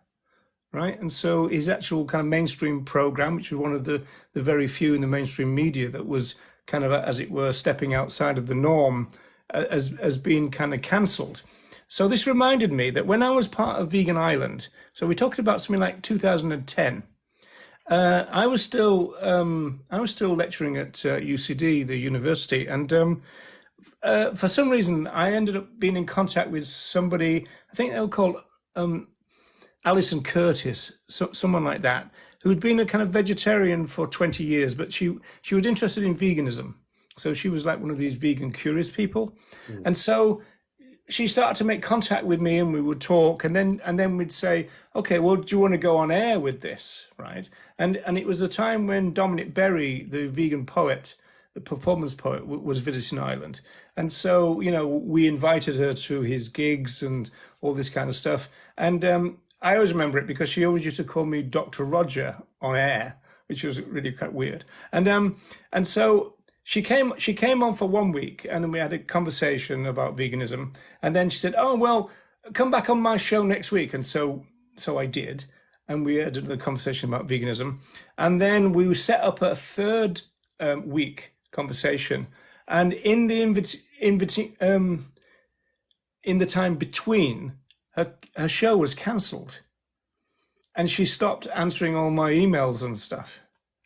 And so it was like, obviously it's not really, the same kind of size, as it were, as this Palestinian story, but it was very similar. The fact that, she was doing stuff that presumably the agricultural industry in Ireland didn't like. Yeah. And her show was taken off. And so she was actually put, instead of being a main talk show host in the daytime, which is what the show was that I was involved with, she became like a music only kind of thing at nighttime. Yeah, that's definitely a punishment. Yeah, interesting, isn't it? Yeah, but it's I think one of the things that a lot of people don't realise until you kind of look at it from the other side, I suppose, is for the best part of 100 years at the very least, billions, if not trillions of pounds have been spent on essentially conditioning everyone on the idea that you need this, you must buy this is normal, this is how it works, there is no other option. So obviously when someone says none of that's true, you're going to be like, that must be wrong, because the conditioning is really strong. So yeah, absolutely. Like, if you're gonna break the status quo in that, then that information is harmful. The truth is always the enemy of the lie. So if you're gonna sort of break the spell that's keeping everyone consuming these products and buying these products, then yeah, that's someone you don't want out, isn't it? That's information that you want to suppress. But the problem is, in the age that we live in now, even if you get cancelled from, say, like terrestrial TV or radio, you've got other options. You can just go and set up a website or make a podcast or a YouTube channel or whatever. It's not like the 70s where if you got sacked from the newspaper, you didn't exist anymore. Yeah, it'd be interesting to know what this guy will do. There's a couple of things in the chat that I'd like to raise, if that's okay. First of all, Will, a few quite a long time ago now, when we were talking about when Holly was talking about. Oh, sorry, Molly's gone. So thank you, Molly, by the way. Thank you for your questions and for being polite and everything. Sorry, carry on. So Will was saying that cats can't be vegan and neither can dogs, which is interesting because we would probably agree with that. We're not going to argue with language, that. I would agree with that. Yeah, I mean, cats and dogs. But do you want to explain why? Because that sure. brings us back to what veganism is. In terms of the language that you've used, No, a cat can't be vegan because I would say that a cat hasn't got moral agency and hasn't got the ability to understand what veganism is in terms of a philosophy. But can a cat or a dog be healthy on a plant-based diet? Yes, absolutely. Can they understand the philosophy of veganism? I mean, it's possible. We don't actually know for sure, but we're going to assume not. The same would apply to a human baby. Yeah, of course. Because Yeah. because veganism is fundamentally a philosophy. If someone hasn't got the mental capacity to understand a philosophy, Yeah, but then Ronnie, a lot of vegans get really upset if you say that, because they say, "Oh, my child's been vegan since birth," and you go, "Well, that's not actually possible." they consumed a vegan diet. It's like saying, "Oh, my child's been a Marxist since birth," Yeah, or like, it is very similar. Yeah, you're that right. would people would say, "Well, that's totally ridiculous," because like, how could your child be a Marxist from birth, Oh or how yeah, could your or child even be, you even know? sillier, like they Yeah, supported this football team since birth. absolutely, because they don't have the capacity to kind of to do that, and so it's not just other animals that don't have that capacity. Very young humans don't have that capacity, and even some adult humans that And say for the would same have. reason that they're regarded as Yeah, moral patients, yeah. yeah, some adult humans with severe learning difficulties wouldn't have that capacity either. I, Um, I was so, gonna say I would be interested. I'm sorry to cut you off, but real quick, I'd be interested to hear what you guys define veganism as, because I find like a lot of people have different definitions of it, and they go off of that. Well, this is our area of expertise, really, but things have changed over time, to be honest, because veganism was born as a philosophical stance, but in recent times, especially in the last kind of decade, there's been a lot of people who want to define veganism as a diet, and then a lot of people who want to define veganism as an animals only phenomena, and both of those are kind of reduced ideas about what veganism is. So I kind of call that kind of versions of reducitarian veganism. So they rather than rather than being adherents to the expansive vision of veganism, they prefer to have a very narrow version of veganism. So the people who started the vegan social movement were very expansive. They saw it as part of the peace movement. They started the movement in the last days of the so-called Second World War.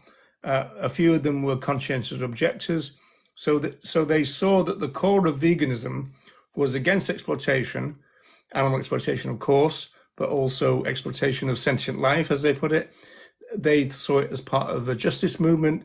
They saw it as part of a peace movement. And so they thought that because they'd witnessed two world wars, these are the pioneers of our movement, they thought that we'd kind of gone into some kind of moral trough, and they thought that veganism was a way out of that. And so they came up with the idea that veganism was kind of part and parcel of the moral evolution of humanity. So for them, the people who started the vegan movement, that's what veganism meant. But if you were to ask most modern day vegans, they wouldn't say what I've just said. Yeah, I understand that, but I mean, even from like a philosophical stance, so we get into certain areas where like people have different opinions on what veganism even means from a philosophical stance. So like, because some people are like rights-based vegans, and some people just state that it's like, oh, it's not harming animals, or it's like reduction. So I'm just Yeah. interested to like what you guys think. Well. That is the division really between what you might call the animal rights movement and the animal welfare movement. But it does impact on the vegan movement, of course. So, yeah, I mean, I think, as I said before, I think most of us here would probably claim to be rights So, based. I would think. like a good example of what I'm talking about is like the Vegan Society. Somebody brought it up recently and it made a lot of sense to me. Their definition actually only entails animals in what they're talking about. But if Yeah. there was, for instance, they're developing well, trying to develop conscious AI and things like that. And I would argue as a vegan that they conscious AI is also, deserving of rights as well. So You that's mean just the well known kind of 1979-88 definition? I believe the one that they have currently have on Yeah. their website. Yeah, okay. Well, the interesting part about that, right, is that I used to be, well, I'm part of this group called the Animal Rights Show. And one of the people on there took a very kind of limited view of the vegan philosophy. And the reason for that is that they found that if you went to the Vegan Society website, they themselves had a very limited kind of sub kind of heading of what veganism is. But in terms of the actual definition now, which I've got in front of me, the first four words are: veganism is a philosophy and a way of living which seeks to exclude, as far as possible and practicable, all forms of exploitation of and cruelty to animals for food, clothing, and any other purpose, and by extension promotes the development and use of animal-free alternatives for the benefit of animals, humans, and the environment. So humans come into it. In dietary terms, it denotes the practice of, and it says a few things. Now, what that means in dietary terms is that Leslie Cross said that veganism was a set of principles, and what Donald Watson said, it was kind of like a searchlight that you could kind of like focus on different things with this set of principles. And so you can focus on diet if you want to, but then you can focus on other kind of justice issues. And so it's always been a bit wider than diet, really. Yeah. My issue too, just with like that definition, is that it's very animal centric because so it's kind of Animal first, the if you fact, like. You could call it animal first, maybe. yeah, it's very based off the fact that we know as of currently the only sentient life is animals. But it is possible that we could, discover some other life somewhere that was maybe fungi or something that was sentient or, develop, like I said, AI or Yeah, something like that. that would cause a few problems, wouldn't it?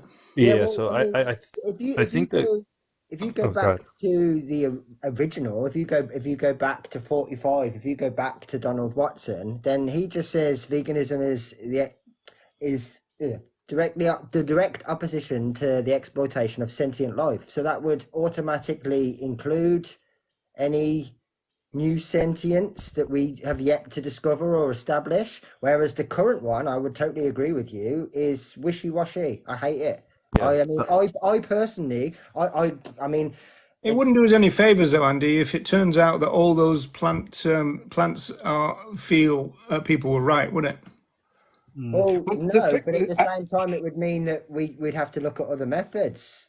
interestingly, that's where, as far as possible and practical, would come in, isn't it? Because Essentially, yeah. you would still, if your desire is to minimise the harm you cause to plants, then the first thing you do is adopt a vegan diet, because a vegan diet involves the killing of fewer plants than a diet based on animal products, Yeah. because And I all the think, plants are fed to animals. yeah, and mainstream science now, they're pretty certain that the plants that we know of are not sentient. So they pretty much have a consensus on that. I'm talking more along the lines of have we discovered something, that we haven't found before, or had like we created AI or something, it would be different. Yeah, Yeah, I think. Yeah, it's usually based on benefit of the doubt at that stage. yeah, I think that's right. I mean, I think there's a big moral, probably a big moral problem in terms of humans creating AI that's sentient, and I'd say that's So really something we shouldn't be doing. I think that that would factor into the same kind of definition. Yeah, yeah, Well, ironically, going back to our conversation, Star Trek has dealt with this. Sentient beings who are kind of new to us and stuff. But I mean, normally this conversation is about bivalves and oysters and etc. etc. Because there's always this scientific ambiguity about whether they are sentient or whether they're just merely react to sensations, nociceptors, all this kind of part of the kind of science. And what the animal rights position has always been, at least articulated by someone like Tom Reagan, would be, well, if we don't know, we give them the benefit of the doubt because we don't need to eat That's them. how I would look at it. Yeah, absolutely. And yes, the one thing that kind of gets ignored in these discussions is, right, in the last 100 years, our knowledge of space has changed, for want of a better word, astronomically. Like from the things that we didn't know 100 years ago to the things that we know now, it's almost night and day, the difference, right? And the amount of money that we've thrown at that is kind of why we've achieved that knowledge. How much I money wish I have had we a drum spent kit there, learning Andy. about Put on the bivalves? None is the answer. So, or everything that we kind of do know about some of these creatures and animals, it's just kind of like assumption or minimum research from a completely different point of view of trying to understand in whether they're sentient or not. It's also based on our experience on Earth. So, Yeah. like in a hypothetical scenario, there could be a possibility where we find like a life form that's as advanced as humans, but it's a plant somewhere else, like in space. Yeah. So, I mean, then I would say that, that's my issue with like being very animal centric is because that if that was the case, then that plant would have rights, but like, something that isn't sentient, like a sea sponge, would not. So, Yeah, because there are some animals that aren't sentient or high down. There's some very very simple um, creatures that are biologically animals, but it's very very hard to see how they could be sentient. Very simple animals. Yeah, it's like sea sponges and like Yeah, yeah, anemones and a couple things like that. Yeah. yeah.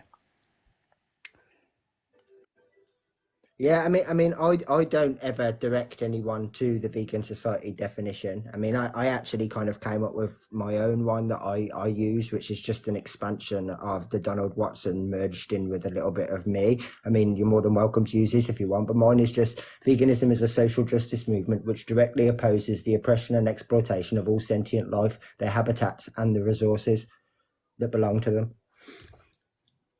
and like that scenario seems pretty far fetched. Like I was talking about AI and stuff, but I would assume there is going to be a time where that's going to be pretty mainstream. And think about the first things people are going to do if there is like sentient AI. They're going to use it in basically slave labor and things like that. So Absolutely, yeah. Well, one thing that sentient AI will do is take the focus off pain anyway, which is often a problem when you talk about sentience, because Yeah, that people. is a good point, actually. The suffering aspect, the cruelty would be irrelevant if it was sentient AI. We would actually just be talking about rights. well, the issue too is they may not have physical pain, but they could have positive or negative emotional states. So if you look up sentience, that's what a lot of people define it as. So if you Yeah, have AI. psychological trauma in Yeah, but AI. normally, in fairness, I mean, because that's something that doesn't get considered in most times when we talk about treatment. The psychological trauma never gets considered. Even animals that are rescued and spend the rest of their life in sanctuary potentially have still got PTSD. Yeah, but or the irony of that, Andy, is the fact that even that is built into animal welfare legislation, that you're not allowed to inflict pain on other animals, but you're also not allowed to torture them or put them in a state of fear, or those kind of things. So the psychological states of other animals are recognized within animal welfareism anyway. Yeah, but not usually when vegans talk about treatment. No, I know. Yeah, it's weird, isn't it? Mm. Interesting conversation. But no, to be fair, the AI thing is not something I've ever really thought about before today. Yeah, somebody brought that up recently. It was very interesting to me because they were pointing out that the vegan societies really brings it off of animals. So they would have to change it, like you said, go back to the original definition because I think it's more actually encompasses more of what like veganism is actually about. Because it really veganism is nothing about animals; it's about sentient life. Yeah, the thing is, though, you've got to. I mean, we need a bit of sociology at this stage, in the sense that sociologists not only see social movements as claims makers, but they recognize that when they grow, and veganism has grown, they tend to moderate. And so, in some senses, that the 79 to 88 definition is pretty moderate compared with the kind of statements that the people who started the movement made. And even then, now you've got modern day vegans who have kind of like 10 years vegan kind of thing, and they're more moderate than the Vegan Society thing. I mean, like the Vegan Society thing now, which we regard as fairly moderate, is fairly kind of radical compared with Earthling Ed. That's not, yeah, I mean, that's not wrong. But yeah, I mean, I would definitely argue, like, if you sort of like look at the writings of Leslie Cross, for example, he constantly talked about the evolution, but I would definitely argue the current vegan society definition is a regression. It's not an evolution. We haven't expanded on that idea and You know, I just said that. this, yeah, it's like I mean, yeah, I absolutely agree. And like, I mean, I would think that if these people were around, if Donald Watson and Leslie Cross were here now, that they would agree with us. Well, I certainly think Watson, well, I think both were, but Watson, you know, when he got that quote about, I want people to realize that when they join the vegan social movement, they're joining something big Yeah. and meaningful and far reaching. Well, I I mean, think he in you know, the letter where it's emphasized, where it's underlined. oh For yeah, me, to Arthur Ling, that yeah. kind of that for me that is like he's had to deal with that question before. That's why it's underlined. That's why it's emphasized. Like, you know, I need to make Well, this yeah, I distinction. think actually you can get this because whenever he did his kind of presidential logs, and also he was asked back to do this kind of, oh, it's been 30 years, can you write something? It's been 40, you know, that kind of stuff. Yeah, He always kind of thanked, the newer vegans for being faithful to the, you know, the precepts and the kind of ideas and tenets of original veganism. But I think when he was talking to people like Ling, he was kind of saying we've got to keep these people on their toes. yeah, yeah. No, I would say it's definitely been sort of corporatized since his passing, in a far sort of more rapid rate. Definitely. I Well, they're mean, if all you visit their volunteering website nowadays, aren't now, they? there's nothing about ethics on there. There's You know, I nothing mean, about like, morality. Cross praise, no, Watson plays Cross because after he retired, he still went round the country doing talks, a Milk of Human Kindness thing, and Watson made a point of saying all voluntary, of course. Yeah, and paid for everything himself. Yeah. Hmm. So it is much more corporatized now.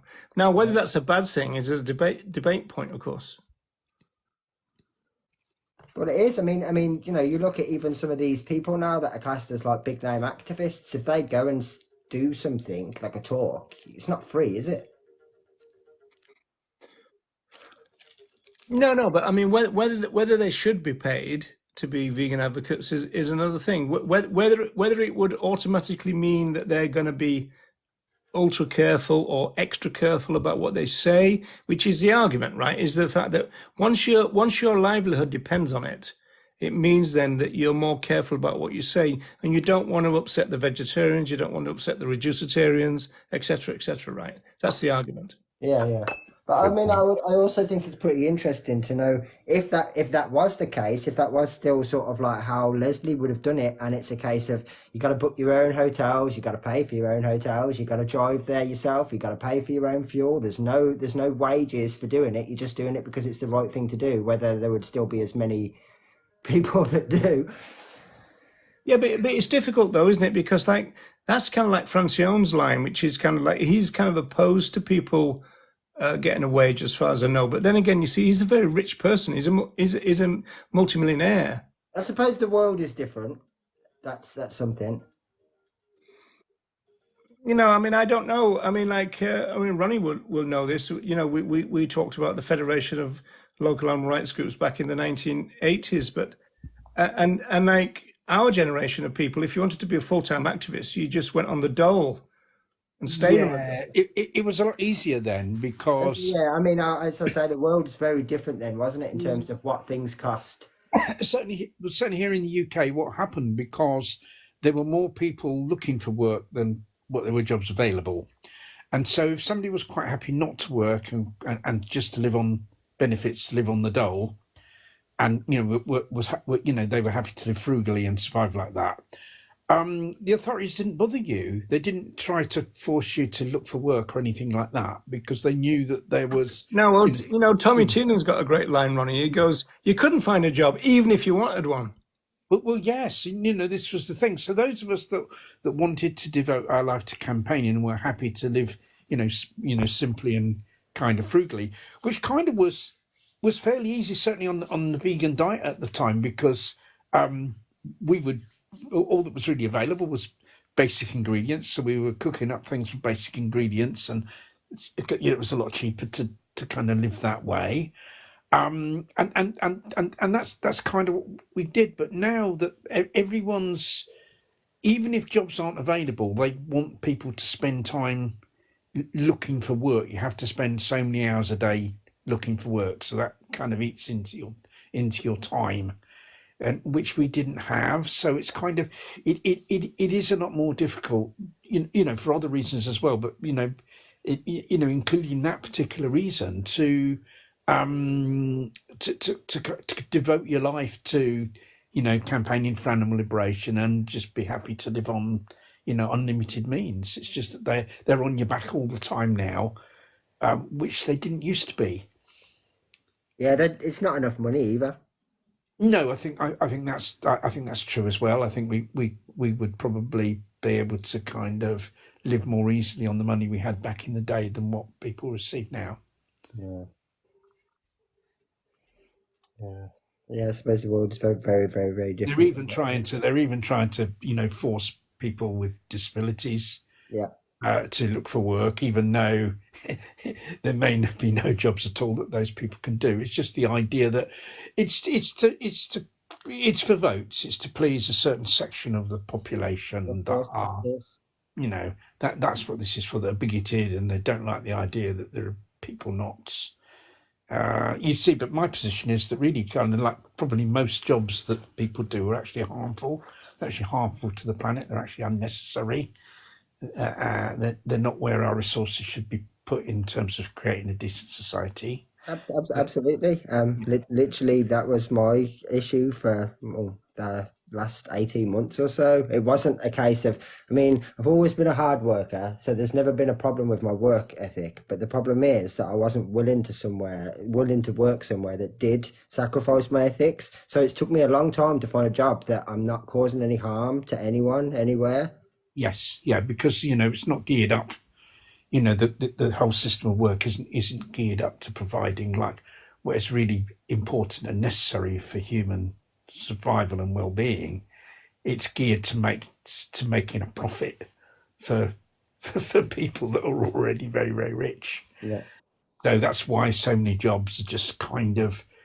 First of all, what the job's doing is harmful, but also the conditions that people have to work in are not good for them either, because the idea is to get the maximum out of those people, isn't it? In terms of the profit that can be made by the bosses, and this is the whole problem with work. I'm a vegan author and my new book is being released in the morning. Oh, interesting. What's the new book?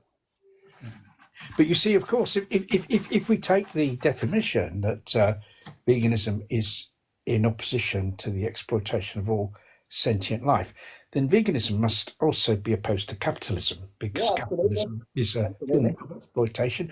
All right, it might not be quite as kind of serious as an animal being taken and killed in the slaughterhouse, but nevertheless, capitalism is a form of exploitation. No, but it's one of the building blocks, isn't it? Yeah, as Steve Best would say, you can't eliminate oppression by just taking out one. You got to eliminate oppression. Essentially, you can't. All of them have got to go.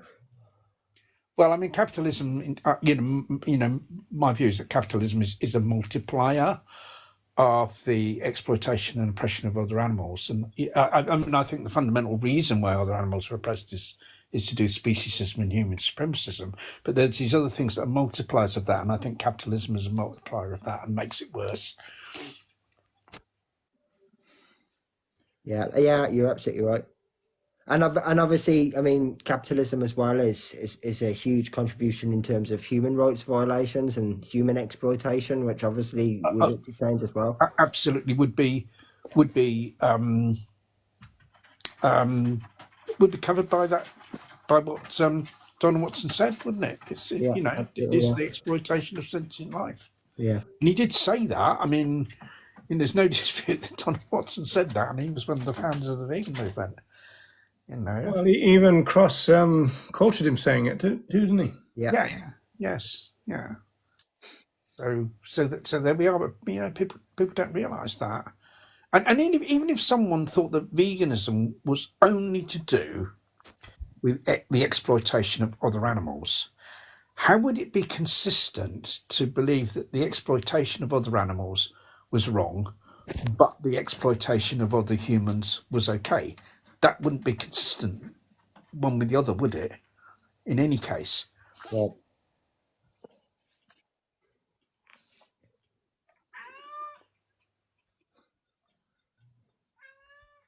that's interesting though, about that book. I've got a cat. Can you hear I can hear the cat. our cat? Yeah, she's up on the cat scratcher, like going a bit funny. It's your turn, Ronnie, on this cat scratcher. Yeah. Well, the trouble is when you've got cats, like everything tends to be a cat scratcher, doesn't it? That's the thing. They don't just stick to what they're meant. She is actually scratching the cat scratcher, which makes a change from scratching wallpaper and carpets and stuff. That's been quite an interesting conversation tonight. Yeah, and very respectful, and no screaming and shouting. And no, that's I think so, and I think it's good when people ask questions, they come up with opposing views, because it enables us to explain more, what we're all about, doesn't it? Yeah, absolutely. Yeah. Absolutely. Right. Are you good to call it a night, or do you want to go? Or it's totally up to you.